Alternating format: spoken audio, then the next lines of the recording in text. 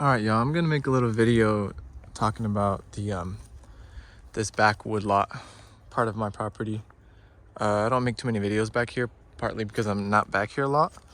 This place gets seasonally flooded during the rainy season, so it's hard to traverse back here. There's a lot of poison ivy back here, and muscadine grapes. It's just a hard place to navigate during the rainy season, but during the dry season, it's a really, really beautiful place to come and escape the heat of the day, and some of the winds. And so what I've been doing, especially the past couple of days, we had that little cold snap, and it was just such beautiful working weather to be doing some bushwhacking. It's really nice to not be sweating a lot while doing sort of heavy bushwhacking type work, because there's a lot of poison ivy here, and I've found that having sweaty clothes on while you're traversing through poison ivy kind of, I don't know, I just don't like that combination of being hot and sweaty and poison ivy everywhere and sweat dripping in my eye. It's just, I've been finding that winter time is a good time to come through here. And I started some maintenance back here, and I've been really liking it. It's kind of a low priority, and I sort of feel like there's other important things to do other than this, but it's kind of like what I love to do on my off days, so to speak. It's nice to get away from the food forest for a little bit and just focus on just making this space a little bit more accessible to both me and larger wildlife. Like all this a few days ago was just a thick, gnarly bramble, and this tree was getting suffocated. And now I freed the tree. Now I lifted the skirt up, and you can just see how beautiful this oak tree is. And it's interesting because the past couple days, like I said, we had that cold snap, so so there was now no sunlight at all. Like, it was very cloudy and cold and windy. And I did a lot of clearing. So this is what most of it looked like a couple days ago. This gnarly Brazilian pepper this gnarly Brazilian pepper plant. You can see kind of where it stems from. And then there's just a lot of dead material, because what Brazilian pepper does is they'll keep growing up, keep trying to find the sunlight. So you can see it's photosynthesizing and producing fruit up there. But on the bottom, it's dead. It's been photosynthesizing. Now it's going more vertically. So I'm glad I didn't work and completely manage this Brazilian pepper yet, because you can see it. You can get to see a little before and after. So I've been managing back here for the past couple of days in very cloudy conditions. So I wasn't able to sort of see the difference in light that comes in. So a lot of it is like this. You see how there's not a lot of light entering the forest floor here, which is good for the mosses and stuff. It's super cool microclimate back here. I love it back here. And this palm was like, all these old palm fronds, which are now here, were just like covering this entire palm. So I'm cleaning that up, and it's really nice. I really like it back here. And a lot of these native myrcines just hang out in the shade and don't really have an opportunity to come out. So I'm hoping that with this managing a lot of these native myrcines and different seeds that are just chilling down here, like this carrot wood, they're able to find that sunlight now. And so you can see this, you can kind of see the result of a major pruning. Look at this filtered sunlight coming in, and you can start to see pockets of sun in the forest floor now. So my major project yesterday was handling this out of control Brazilian pepper here. you can imagine just how intense that was. It looked very similar to the one I just showed you. And look at all this biomass. Look at all the lichen on the Brazilian pepper. That's a good signal that the air quality is good, that there's moisture in the air. Brazilian pepper, I've been to a lot of different, hiking around a lot in here in Naples, and every time I see thick Brazilian pepper, like spots where there's thickets of Brazilian pepper, I always see tons of lichen just hanging out and showing that that spot there is rich in moisture and just, I don't know, I like lichen. It's a good sign. I'd rather have lichen than dry, desolate landscape. And you can see just how much the Brazilian pepper, how much biomass it produced. So what I'm doing here is kind of just creating a space for me to come and chill out. I love it back here. I love forest environments, and you can see my neighbor is clear cut and my neighbor over there is clear cut. So, and my food forest is only in the beginning stages, so I don't have a lot of just this I guess. I'd rather just show you. But with that being said, the history of this spot, this is not like an old growth forest. What happened was, when my family first got this property, my aunt was the original person who lived here. She had it cleared, the entire property.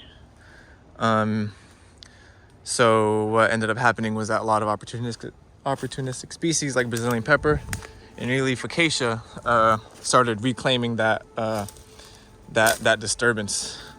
And so what we have is many years of nature trying to reestablish herself in a cleared situation. And so we have a bit too much canopy in a lot of these places. And then what happened was poison ivy and muscadine grape and Virginia creeper just kind of sprawled everywhere as well. There's a place up there that I can show in a later video or something, that you can see just a thicket, this big old thicket of all those vines.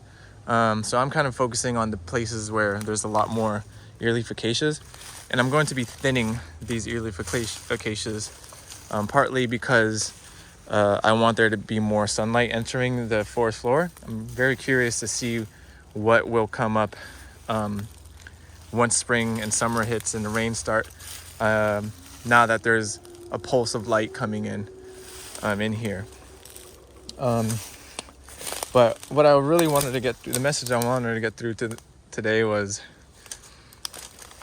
the wintertime is really, if you have a wooded lot, this is a very common scene in a lot of Southwest Florida, just wooded lots with earleaf acacia and Brazilian pepper everywhere. And right now is a good time of year to go ahead and utilize the resources of those woodlots.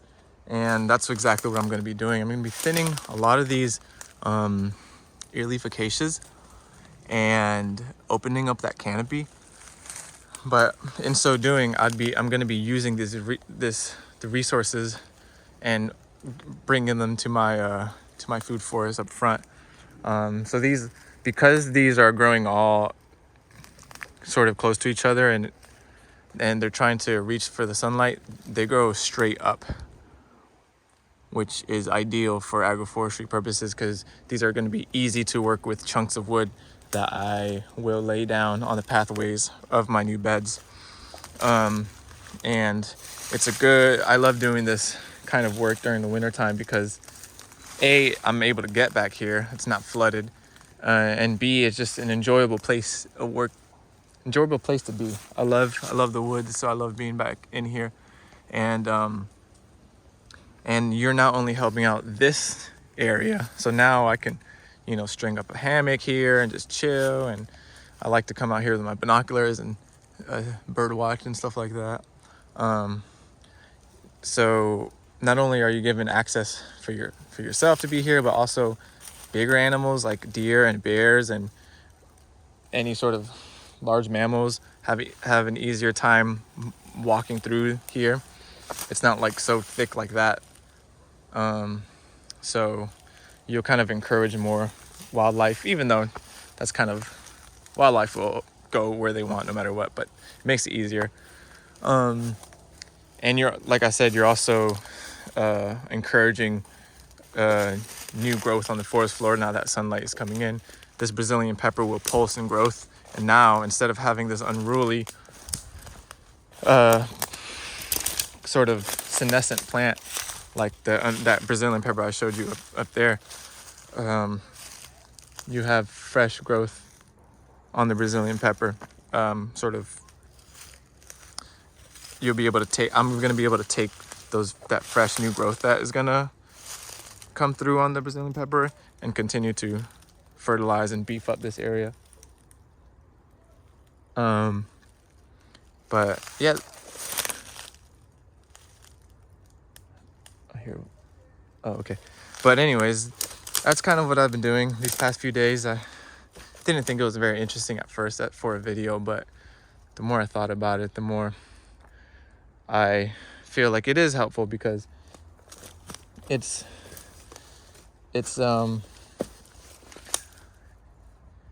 working with what you've got, and that's kind of like the more core principles of agroforestry.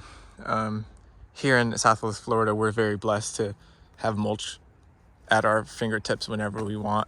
But it's kind of funny because right now I'm gonna have a little lull on my mulch orders. I've been hounding the tree companies, but they've just been flaky these past couple weeks. This kind of opportunity helps me to remember the roots of agroforestry, that it's about what you have on the land, what's available to you, and not having to depend on the tree companies for your mulch. We kind of get a little spoiled with having mulch readily available. And yeah, it's a little bit more work. Actually, it's a lot bit more work, but this is the reality for a lot of different places in the world, including Honduras, which I know very all too well what it's like to not have mulch readily accessible. So yeah, I'll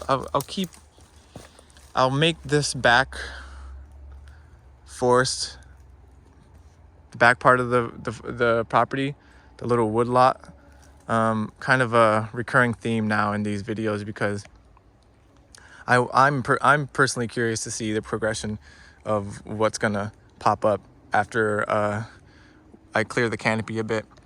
But I also hope this, showing the development of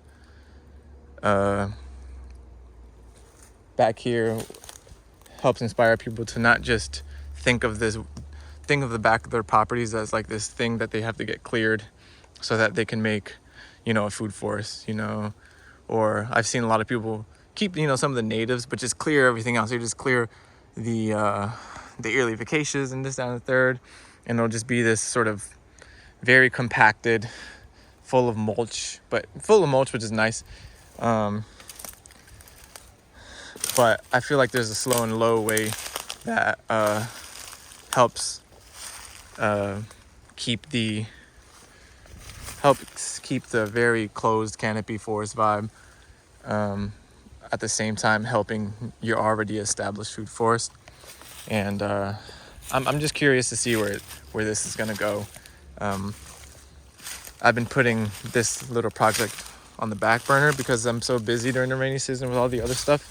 So it feels nice to be back into this more old school, slow and low, machete, loppers, chainsaw, just that's the kind of stuff that I personally love, And so it feels nice to get back into that and seeing, and I can't wait to see how this little back area is going to respond to some winter management. So here's the next agenda on the next item on the to-do list. Finish cutting back this this Brazilian pepper and feeding it to the soil, and letting in that light so that all the other species that are just lying dormant underneath all that shade of the Brazilian pepper can pop up. But anyways, it's just a long-winded way of saying, if you have a woodlot on your property, make sure you enjoy it. The wildlife sure do, and it's a beautiful place to be during the winter when everything's a little drier. And manage those invasive species and use them to your advantage. Peace.